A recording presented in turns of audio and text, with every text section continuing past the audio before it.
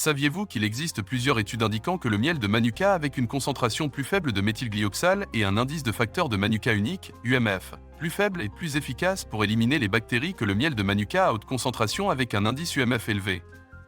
En fait, de telles études nous amènent à une question cruciale: dans quelle mesure le système unique Manuka Factor est-il crédible et fiable pour évaluer l'efficacité du miel de Manuka? Et dans quelle mesure est-il fiable pour déterminer la durée de conservation du miel? Est-ce un système entièrement précis ou y a-t-il de nombreux défauts? Je suis le docteur Jamil Al-Qudsi et je vous souhaite la bienvenue dans cet épisode fascinant. Comme nous l'avons évoqué dans l'épisode précédent, se fier à la durée de conservation du miel de Manuka basée sur la mesure de la concentration de dihydroxyacétone, DHA, dans le miel n'est pas tout à fait exact, d'autant plus que de nombreuses études ont suggéré la possibilité d'ajouter artificiellement du DHA au miel de Manuka avant le tester avec le système unique Manuka Factor, conduisant à des résultats inexacts.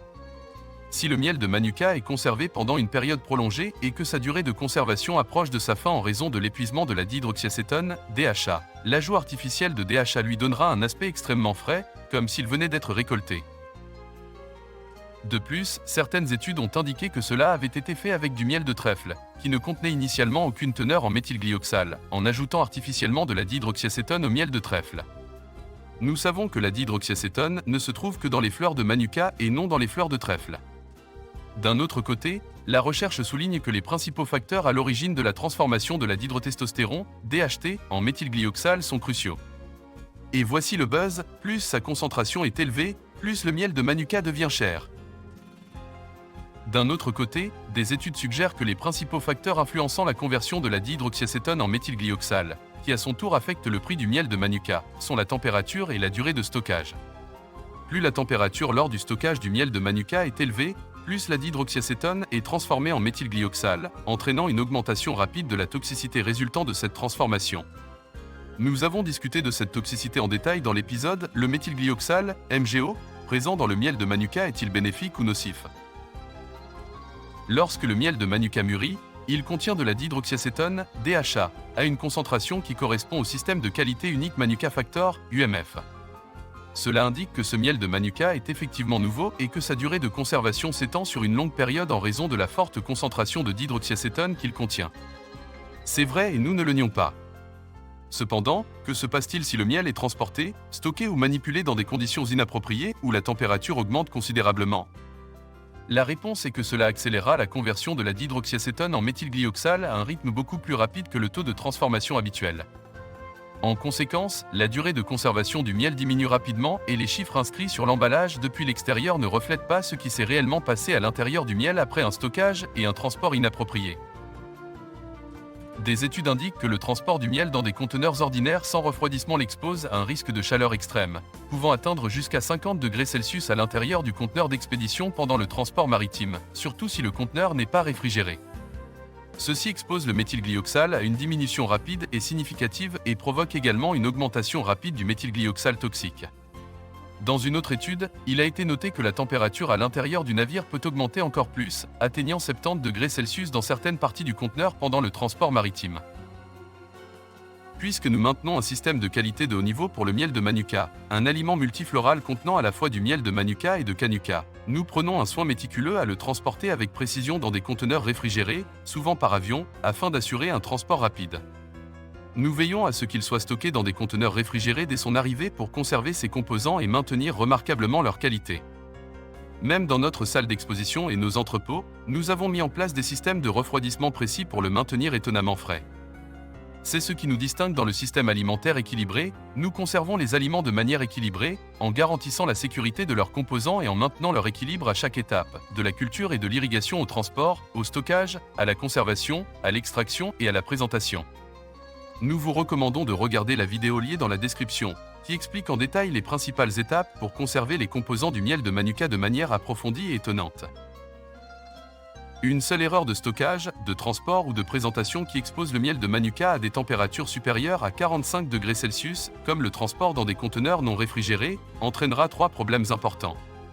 Premièrement, cela perturbe le système unique Manuka Factor lié à la véritable durée de conservation du miel de Manuka. Ce système était précis lorsque le miel était produit et rempli en Nouvelle-Zélande et testé immédiatement. Cependant, l'expédition dans des conditions inappropriées et à des températures très élevées a conduit à une conversion accrue de la dihydroxyacétone en méthylglyoxal, ce qui a entraîné des concentrations de dihydroxyacétone nettement inférieures à celles indiquées sur l'étiquette de l'extérieur, ce qui est totalement différent de ce qui est écrit sur l'étiquette. De plus, la concentration accrue de méthylglyoxal présente un risque de toxicité grave pour l'organisme. Nous vous recommandons de regarder l'épisode « Le méthylglyoxal, MgO, présent dans le miel de Manuka est-il bénéfique ou nocif ?» pour plus d'informations. Le troisième risque réside dans l'exposition du miel à une température de seulement 45 degrés Celsius. À cette température, il perd bon nombre de ses composants, enzymes et propriétés uniques, comme l'indique cette étude.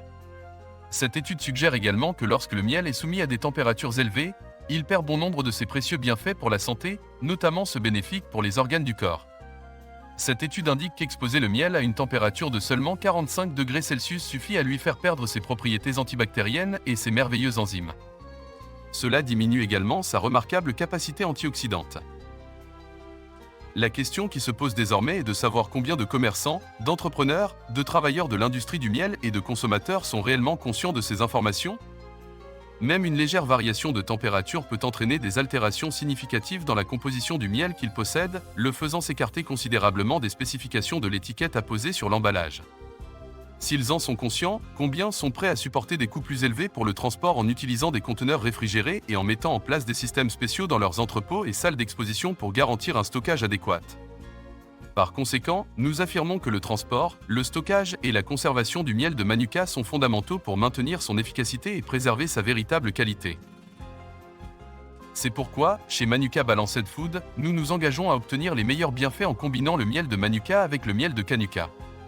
Il y aura des épisodes détaillés expliquant leur supériorité sur les autres types de miel de Manuka à haute teneur en méthylglyoxal, MgO, et l'étonnant secret derrière cela.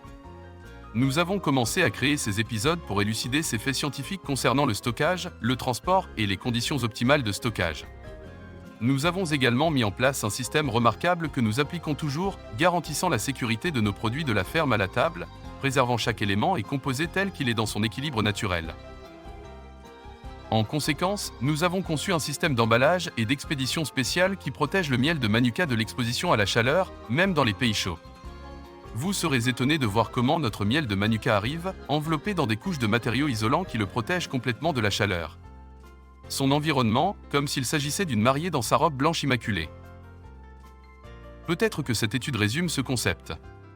La clé est que le miel de Manuka, même avec la teneur en MgO la plus élevée, soit le plus puissant dans son effet antibiotique par rapport au miel avec une teneur plus faible en MgO, qui est considéré comme un antibiotique distinctif du miel de Manuka, le distinguant des autres types de miel.